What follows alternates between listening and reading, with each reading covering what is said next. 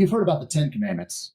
Well, today we're talking about the 7 commandments of house hacking. Today on Investor Tribe Podcast. Let's talk about that. Let's do it. Oh, yeah. And today's episode is sponsored by us. You can find us on Instagram, X, Facebook, YouTube, Spotify coming really soon, and INV Tribe on everything. Follow us wherever you find podcasts today.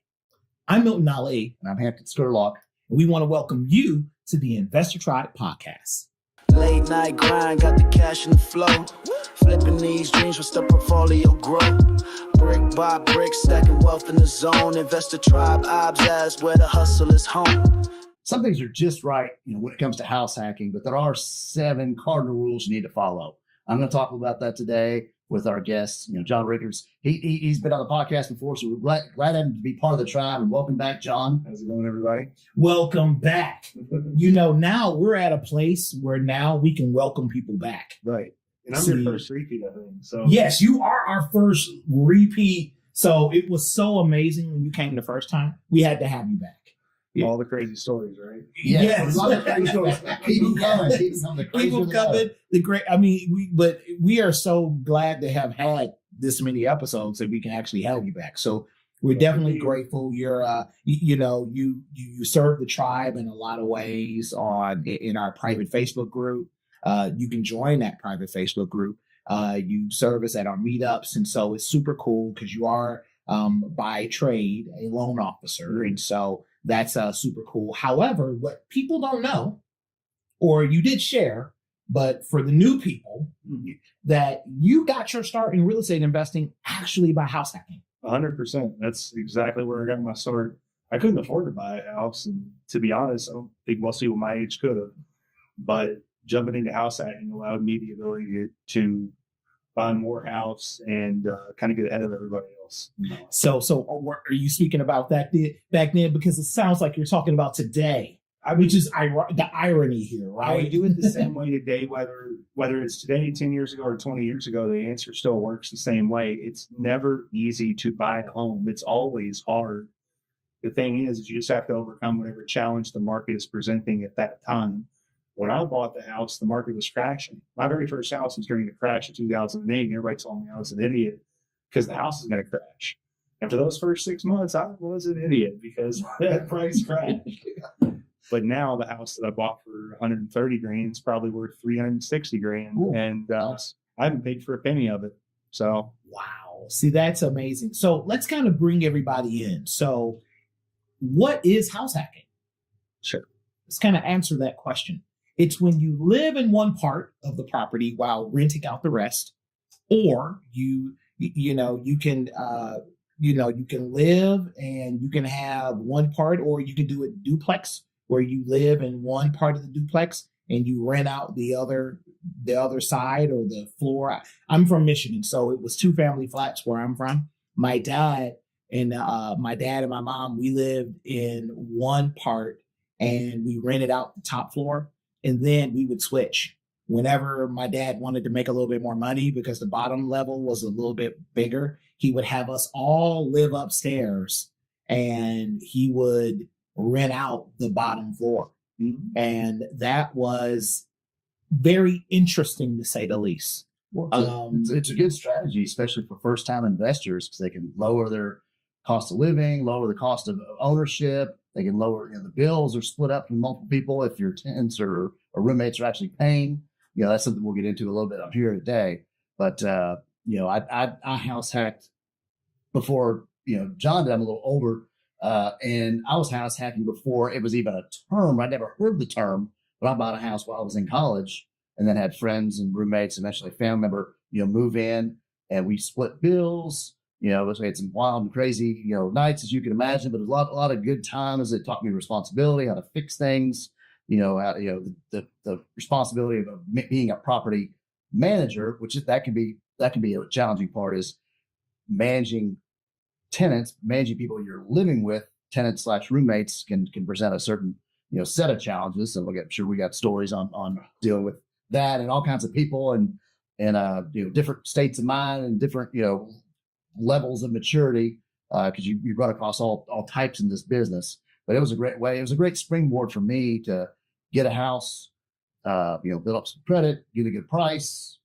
John was saying appreciation went up, while I did this. I had friends or family tell me it's crazy, or you're too young to buy a house. You can't afford a house. You're still in college and kind of thing. And it worked out great, but it wasn't without its trials and tribulations. But I would do it again if I was young in the same situation. I encourage others to do it as well, because it's a great way to get your first property, have other people help pay for it. So, 100%. so before we get to the commandments, I'm going to offer an alternative view. I don't think you said you would do it again. I don't think my wife would be down for that. No, if I was young again. So yeah, go back okay. in So time, you're saying you're young because because I did it as a kid. Like it was me, my brother, my mom, and dad, and we lived and we kept moving from one part to the next, and it was just stressful because you're like, oh man, I got to turn this house. The people tore up the house. My dad wasn't a help. Okay, he wasn't the best landlord. He didn't know how to get the right market rent, so he'll get a little frustrated. People had a hard time paying $200 a month back then, and he had to kick them out and evict them. All this stuff is in our front yard now. Sure. And so there's all this. So not everybody, it may not be for you if you have a family, but if you're unattached or you just don't have anybody, that could be the best situation, That, and you can get creative with the way houses are laid out and make a situation more for you than you think it is, right? Okay. So one client that I had that house hacked, they were a family, had the similar concerns. The wife was the one not having it. And I was like, well, what I did was I had a bi-level in J-Town that was effectively my first one that I house hacked. It was a bi-level, so it had kind of a top and bottom naturally to it. We put a little kitchenette in there and a divider and locked the door in between the top and the bottom of the house. The other family entered the back. They entered the front. The house was effectively a duplex, right? But they never actually crossed paths. They never saw each other. I paid for somebody to mow the lawn. They had to keep up with the outside like any other, rental would.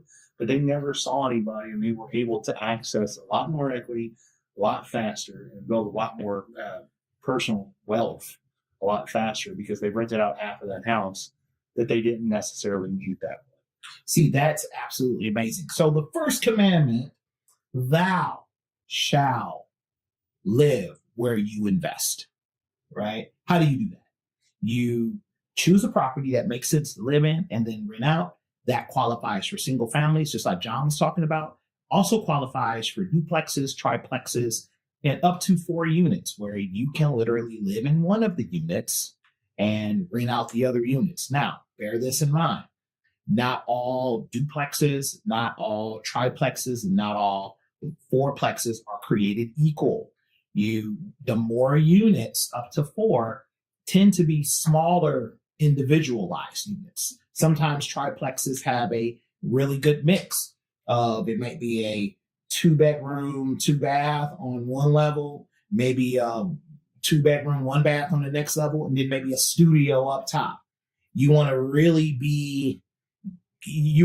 think that through. What do you guys think about some of your early house hacking? And I know you did a single family. What about some other types of property types? I mean, honestly, any property type that can be subdivided without a whole lot of work is going to work for you, right? This is where your creativity has to come involved because the bi-level worked well for me. Most guys my age in their 20s don't care about living in a basement. So I turned the basement into a bedroom. That was simple enough. The downstairs kid bedroom that was a little too small, okay, just rent it for a little cheaper. Find a guy that didn't quite make as much as the rest in the friend group and give him a little bit of a deal, right? There's 2 extra bedrooms upstairs. I use those accordingly and rent them out as well. No matter what the property is, it's more about finding a way to use it for what you want it to be used for than going in there and saying, well, this type of property is right or that type of property is right. I would encourage you to try to make a property fit what you want it to do when you're looking at them. That said, for first timers, if you're going to do it, I would stay under 4 units, pretty much in all circumstances because of the loans it's going to allow you to get. That's the biggest advantage to house hacking is with a traditional investment loan, you're going to need 15 to 25% down, depending on the lender minimum, and you're going to have much higher rates. If you go to a primary home, you're just going to house hack it, you're going to be able to put 3.5% down and get lower rates. So the combination of having a lower rate and a slightly less down payment, you'll have roughly the same monthly payment as you would if you bought an investment property, but you get to live in this one, right? And you get to let somebody else pay for it, which is why we're all doing the investing. That's true. That's true. And so are you ready to flip your first home? Or finally ready to flip one the right way? You can create energy, engage talent, and own the results by taking the Flip Savvy course. I teach Flip Savvy, and I help investors find, fund, and renovate their first or fifth flip. Go to flipsavvycourse.com for more information. And so, John, it's important you talk about the 4 units or less. I think also just livability and what's your situation. Is it somewhere you'd want to live? Is there enough, parking? Or you also do the mental fortitude, to be a landlord. Do you want 4 units? Which, in hindsight, that may have been something to springboard me to greater wealth, or have more units. And sometimes that's the goal of investors. More units, more profitability. But at that time, looking back, it was tough enough with a single family house, the house hack. I don't know if I could have managed or effectively managed 3 more units at the time and had the reserves to, replace 2 water heaters at once if that something went out as a 19-year-old, 20-year-old, That's where it kid. gets tougher when you get to multiple units. So one of the tougher parts about multifamilies is that you do have 4 HVACs, you've got 4 water heaters, and you've got 4 sets of problems. And if you do a single family, you still have multiple people in it, but you typically only have 1 set of toilets, 1 roof, 1 HVAC room, the whole thing. So there is a little bit less reserve. And with single family homes, in my opinion, they're more, I know for a fact, they are more marketable. A single family will sell a lot quicker in the event of an emergency over a multifamily. If you're a first timer that's entering into something, your exit strategy, you may not want it to come true, but you have to have one. And a single family is going to allow you to exit a property in probably 30 to 70 days, right? Where a typical multifamily is going to take you 50 to 120 days to exit in our market right now. And that's pretty true for most markets. And pretty much the higher the doors, because I had a duplex and it was phenomenal. I think you did that deal. Yeah. So, getting into a duplex, it was definitely fun. And it had its own set of challenges, right? And I wasn't even house hacking. I was just real estate investing. And so what makes it cool, we're going to talk about commandment number 2. Thou shall run the numbers like a landlord. You're going to have to know different rental comps. You're going to have to engage talent from the Flip Savvy course. You engage talent to determine what's going to be best for you in your personal situation. And even though you live there, you got to understand it's still an investment. What say you?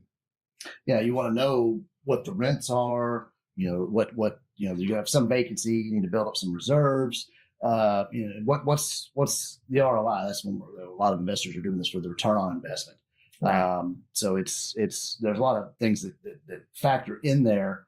But gosh, going back to single family versus the 4 units, there's benefits, drawbacks to both, and John hit on a few of them. But also with the four units, you've got there's always be household disputes or squabbles where you've got a single family, or if you've got a 4-plex, you're going to have sometimes tenants upset because somebody's in their parking spot, or somebody's messing with their mail, or somebody's using somebody's trash can, or whatever it is. Sometimes you have to be a mediator or have a property manager to handle those type of tenant disputes. When you're house hacking, a lot of times you're in the middle of it. If they know you own it and it's your house and you got roommates, would you have a property manager if you are house hacking a unit that big? So it's one thing to have like a relationship. And you guys didn't have property management. Would you have it? One of my clients has done it with a lot of success. That was how he did his first one. He gave it to a property manager. He paid the property manager too, because I practice the second bank account method, which is where like that house has its own bank account. All the rent goes in it, pays all the bills, and all that reserve just kind of stays there to do its thing. Whenever we were talking about him doing it, he didn't want to be the one to collect. He didn't even want the people in the house to really know that he was the owner. So he hired a property manager, and they just rented out like student housing. He pays them like everybody else does, and then he goes and collects his money from the business account at the end. That way he kept some level of privacy. I didn't personally do that. I liked everybody knowing that I owned it. I didn't have a problem sharing it. I was pretty cut and dry with everybody. I tried to make it incredibly simple, because what you learn with tenants is a lot of times, not all the times, but especially younger tenants, which is kind of what this is geared towards, they do not know how to do things like pay their bills on time yet, or keep up with electricity bills when they come due. So to a certain extent, if you're going to house act, you kind of have to make it simpler for your tenants, right? So like every time I ever billed them, they never got a bill for cable. They never got a bill for water. They never got a bill for any of that. It was, here's your one bill for everything, go away. We don't need to do math. We don't need to chase this down. So every time so the way you set up was all inclusive. So that made a lot of sense. Now, did it take some tweaking to get those numbers right? No, I just went high and then considered it. Yeah. Because here's the thing. If I bought a house that had 4 bedrooms and a basement, and we effectively rented 3 of those bedrooms out, right? It doesn't really matter what I'd rented those rooms for. I was going to make money because I was living in there too. So the profit was kind of guaranteed. But what I tried to do was price it so that their situation was so good they couldn't leave, but so good they had to pay. So if everybody else was charging $600 a month to get what they wanted, I charged $500 and go, you can't leave. And this is cheaper than everything else in the market. So if you can't pay it, you can't afford to live anywhere else. And so, okay, so I guess where I'm driving at is just for the tribe, okay? Yeah. This is just for people to kind of have a clear understanding.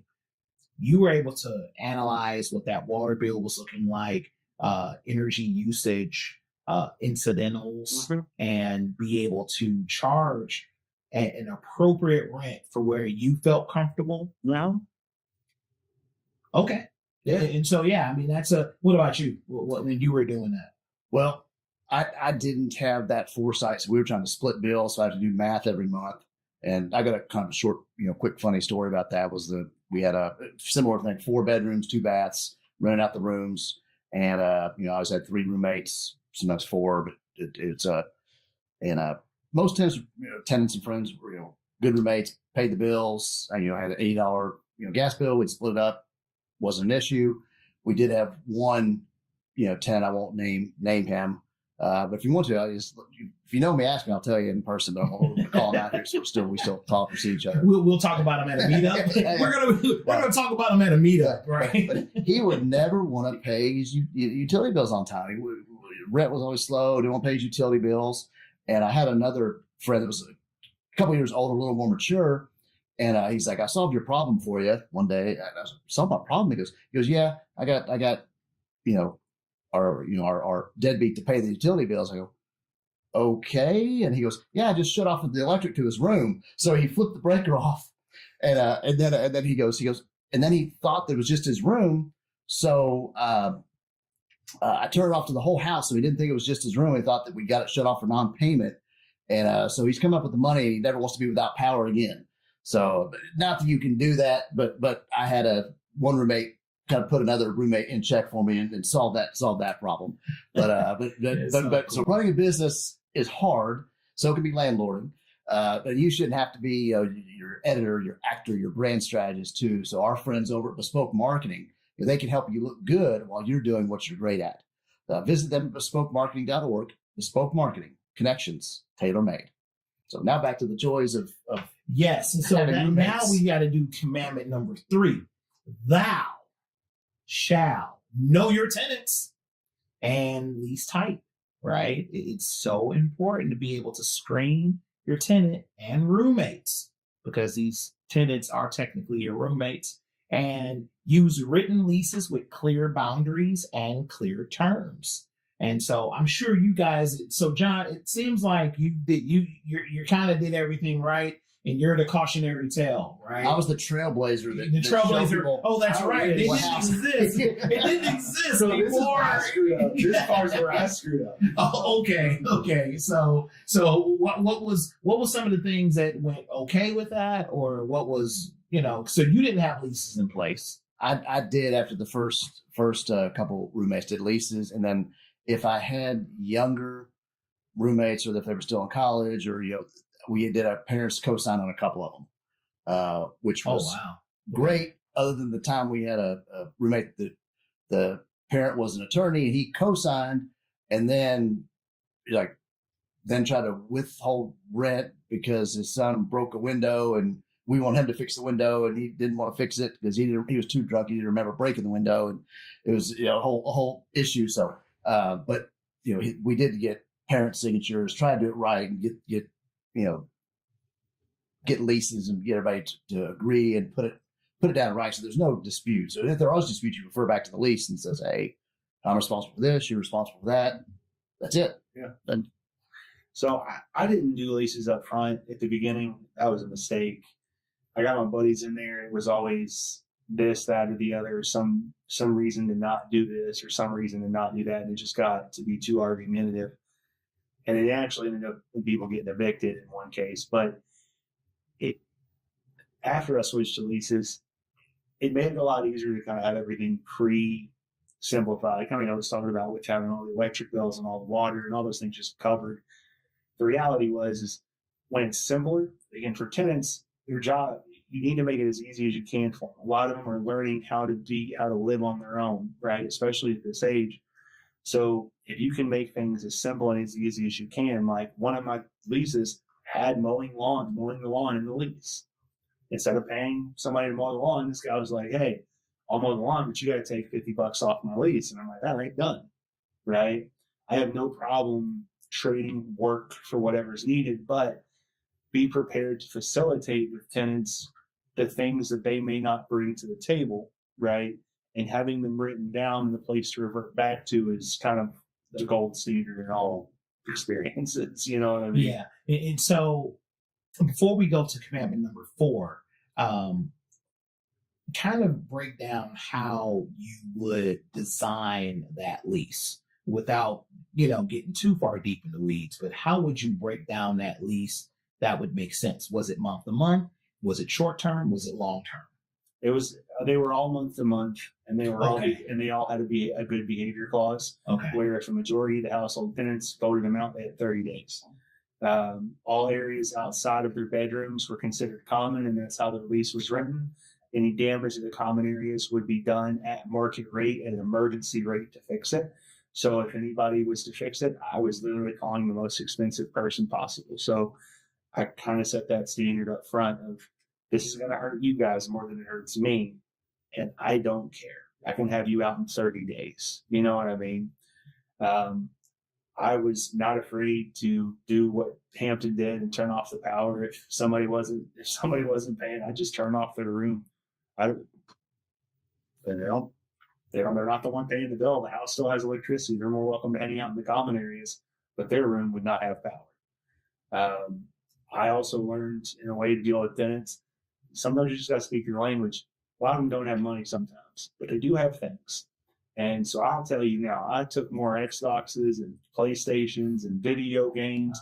I took a car in from somebody. I took a Mercury Mystique in from somebody for $1,200.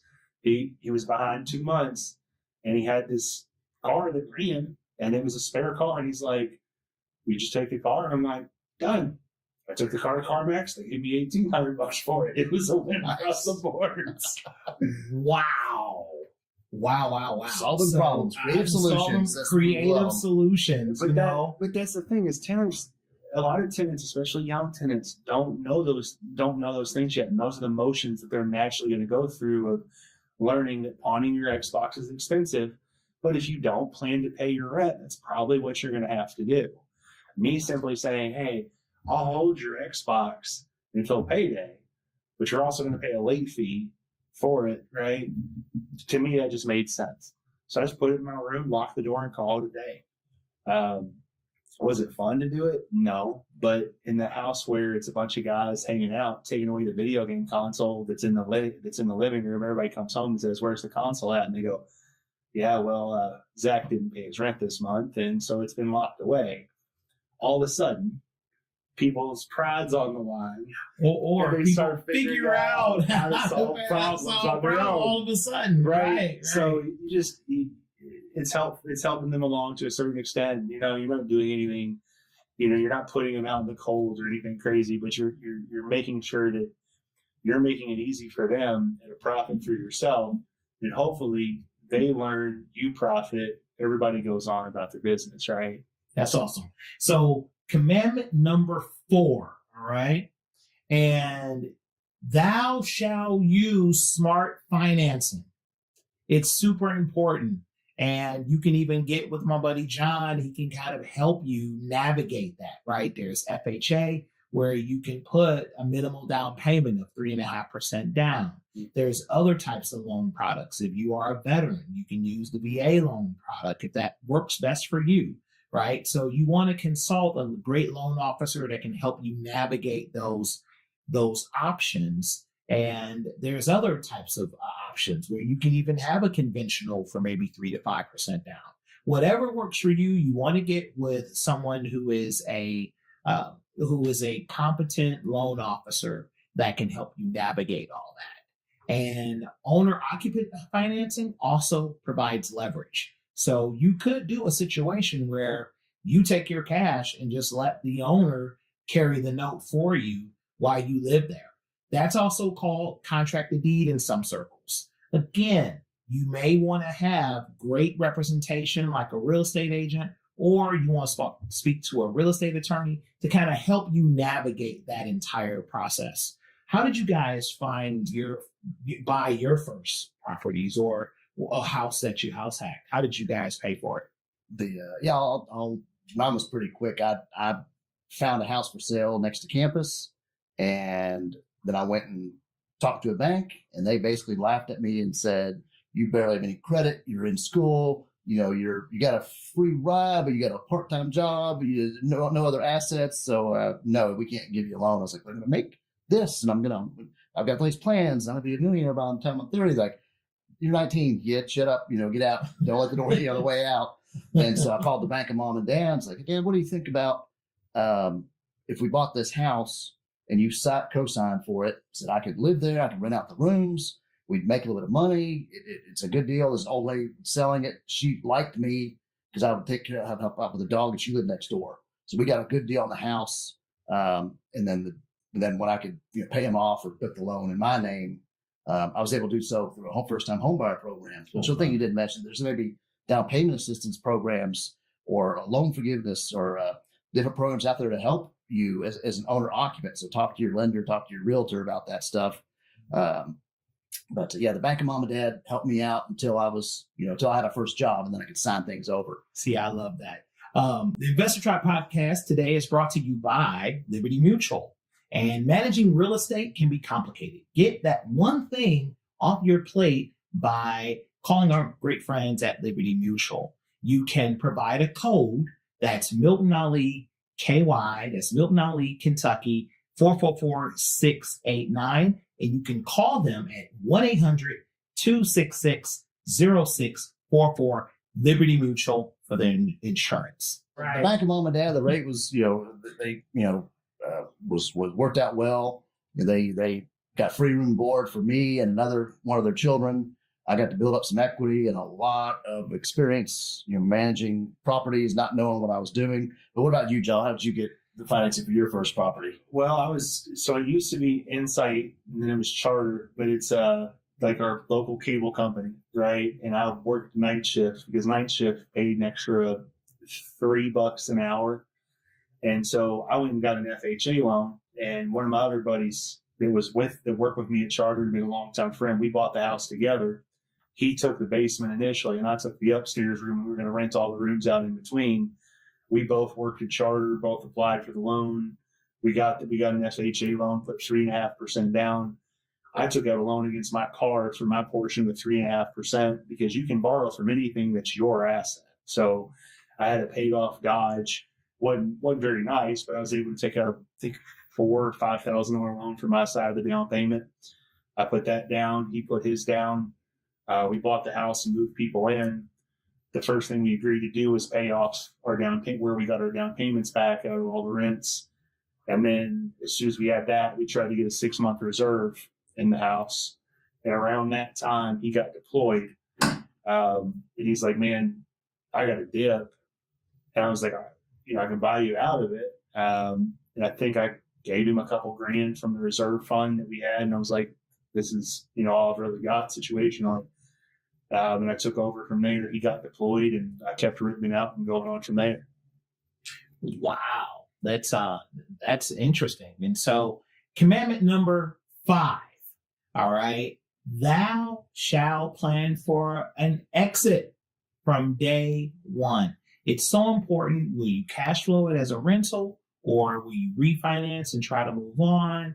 And do you have a long-term plan? And what's an exit strategy? And so what was you guys thinking behind this? Was there an exit strategy to get out, or was this more of a problem that you were just like, okay, great, I got a house? It seems like you guys went into it with some form of plan, but how did it work out? Or how did you feel like, okay, this is going best for us? I never planned to sell. My exit strategy was to stay in until the bottom went off. The way I've always understood real estate, they're simply not making more of it, right? And as long as you have it, it's pretty well eventually going to go up in value. Now it's going to have its peaks and its valleys, but if you hang on to it long enough, it will eventually end up. So what my exit strategy was more so, how do I stay in the pool without going under? And that's why I was house hacking. I couldn't afford a house on my own, but I knew that if everybody else was paying for it, it wouldn't be a problem at all, right? So having that, and then if I did have to pull out for some reason, I made sure that I had enough equity as soon as I could to sell the house. But other than that, I don't plan to sell, because I don't believe that selling real estate it's almost never the best idea if you're looking at long-term gains. And at my age, at that time frame, I had nothing to lose and every opportunity for it to go up. Mm-hmm. You know what I mean? The market's supposedly crashing right now, and I have to have somewhere to live anyway. What's my downside to moving into a place and renting out the rooms to my friends? I didn't have a plan when I bought my properties. It's a good deal, cash flow, and I thought, that being right by a campus, I could just keep renting this out to college kids forever. They're gonna, pay. They've got money. It's a good location. I was charging a lot less than what the school was charging, for room or board. And I was very fortunate. It was a good location. It went up in value. I kept it for several years, had roommates. And then when I went into business and went independent as a financial planner, this property actually had a business zoning. And so I put my offices on the first floor, had a conference room, offices, waiting area and such, and then lived upstairs. So I was, living very cheaply, not having to pay, an office rent, did that for a commute.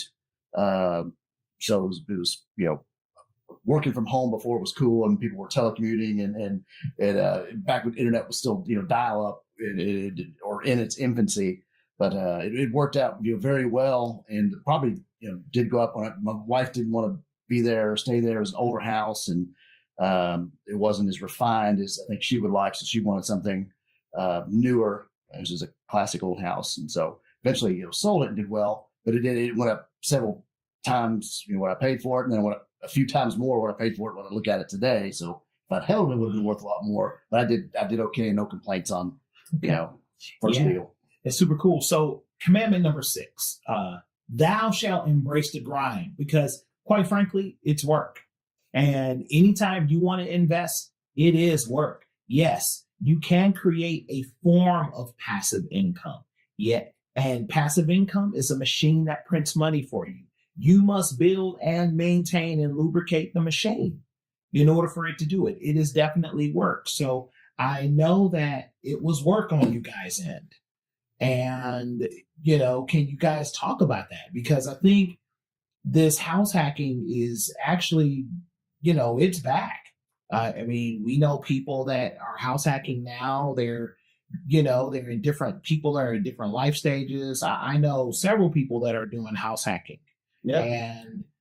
And it's part of the work that goes into it because you are the property manager, Right. which means you are the plumber, you are the electrician, you are the landscaper, you are the cleanup guy. I mean, how did you guys manage all of that? Because it wasn't like you also had a job, No. right? The thing is you figure it out when it comes. And I know that sounds like a cop-out answer, but you don't know that anyway when you buy your first house. You don't know what to do when the sink overruns, whether there's 4 people in the house or there's 2 or 1. It's irrelevant. You're going to learn on the fly. The reason we get the profit as the house hackers is because we're the ones that are willing to learn on the fly, right? The people that aren't get that stabilized environment that I told them about where the plumbing always works and they pay exactly $500 a month no matter what the water bill is. I'm the one taking the risk. So you just kind of have to dive into it, as sad as that sounds. But it's Thanks. You know what I'm saying? But that's how it's a risk, right? it is. But that's how you learn anything. And to be honest, that's why we make is what we make. Because if it was easier, it would pay less. Period. The easier something is, the more people do it. The harder it is, the less people do it. The harder something is, and the less people do it, the less volume, the more you're going to make doing it. And that's all there is to being a landlord.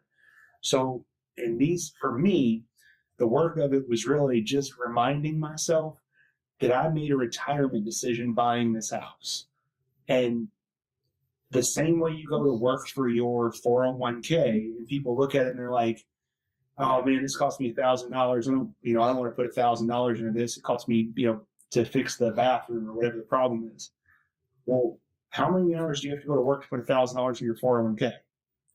And then is your 401k going to outperform this? Can you live in your 401k while it outperforms it? Because you can't, right? So $1,000 in your home that you put in your sweat equity into is 100% your work, but it's untaxed.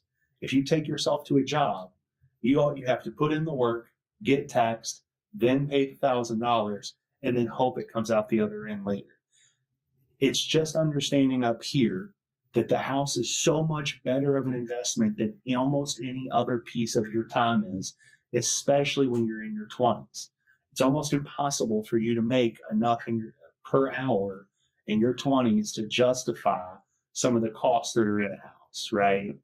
So learning how to paint a room, learning how to paint some quarter round, learning how to unplug a clogged toilet and buying a $99 snake from Home Depot and popping on YouTube going, how do I use a snake? Is so worth it for you, not just for those moments, but for the rest of your life, right? Because you're learning how to take care of the house. But it's really motivating yourself to do that work and understand and remind yourself that, oh shit, I got to deal with this again. But remembering that this is your 401k and it's better than your 401k. Remembering that this is retiring at 45, not retiring at 65. Because if you do it right and you buy a house at 20, around the time that you're about 45 years old, you're going to have 5 years left on your mortgage.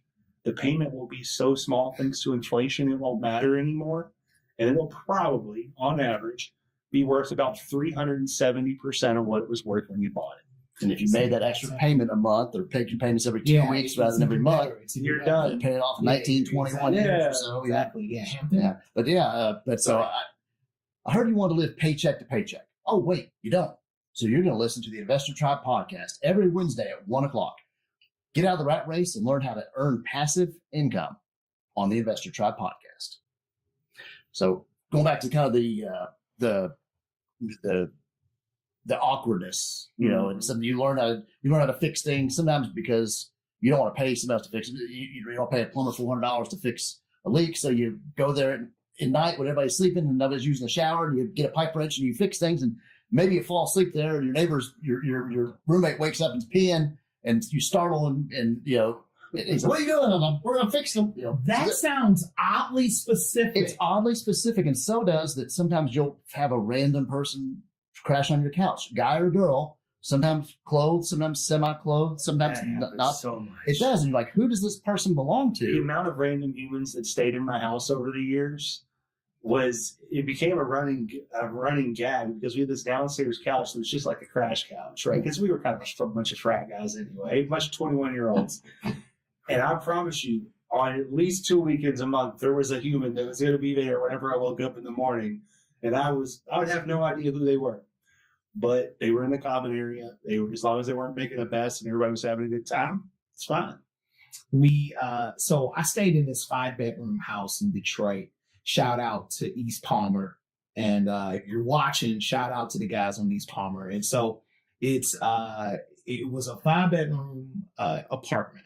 Okay. This thing was a multifamily. It was like a fourplex, but they had this thing was humongous. Okay. Like 4 or 5 bedrooms.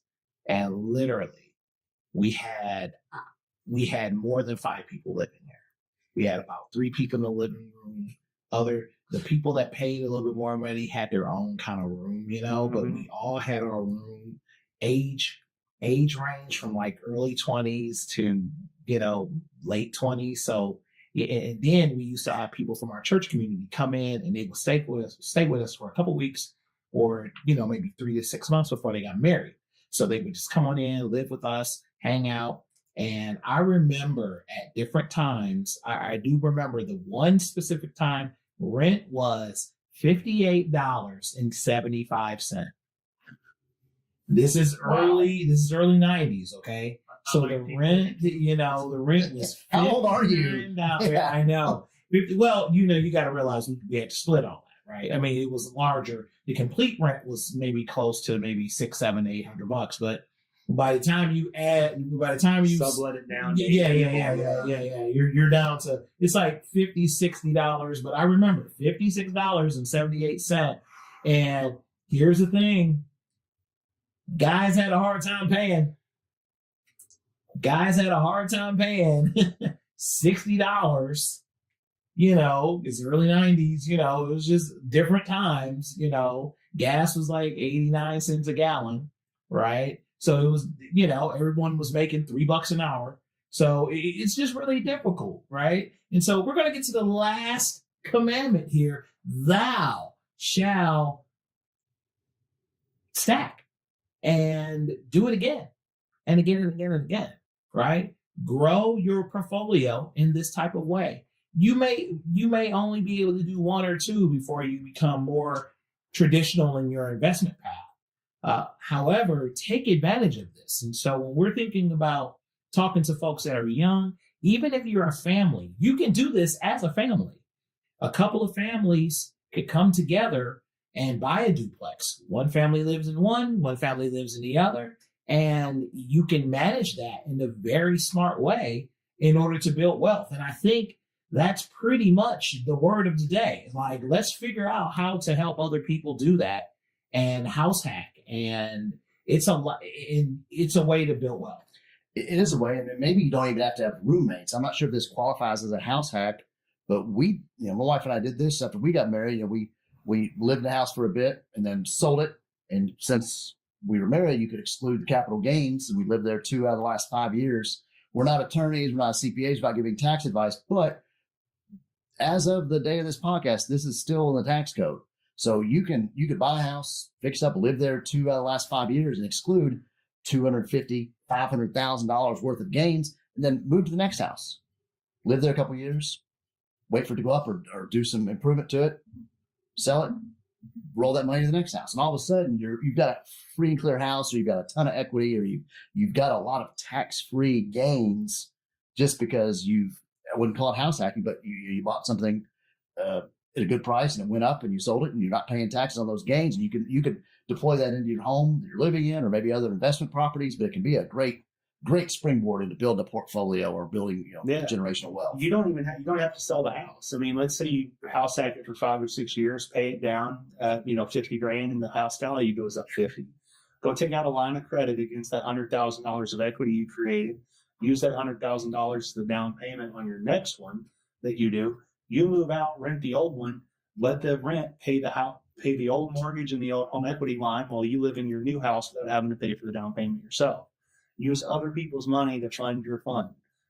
I love that. And so what we want to do is thank you so much, John, for coming back and hanging out with us today. Thank you. And it has been a phenomenal time learning how to house hack. We're going to have you, will you come back? Because I know the first time, it was a bit rough. Second time, we're talking about all these crazy stories. Now you got to promise you'll come back. Absolutely. I'll come back anytime you'll have me. I love being here. Okay, awesome. And you can find us, the Investor Tribe Podcast, on YouTube, X, Instagram, Facebook, at INV Tribe on everything. I'm Milton Ali. And I'm Hampton Scurlock. And we'll catch you on the flip side of the Investor Tribe. The Investor Tribe podcast is brought to you by the Investor Tribe, all rights reserved, featuring Hampton Scurlock and Milton Ali, executive producer Drew Cookenmaster, produced and distributed by Bespoke Marketing.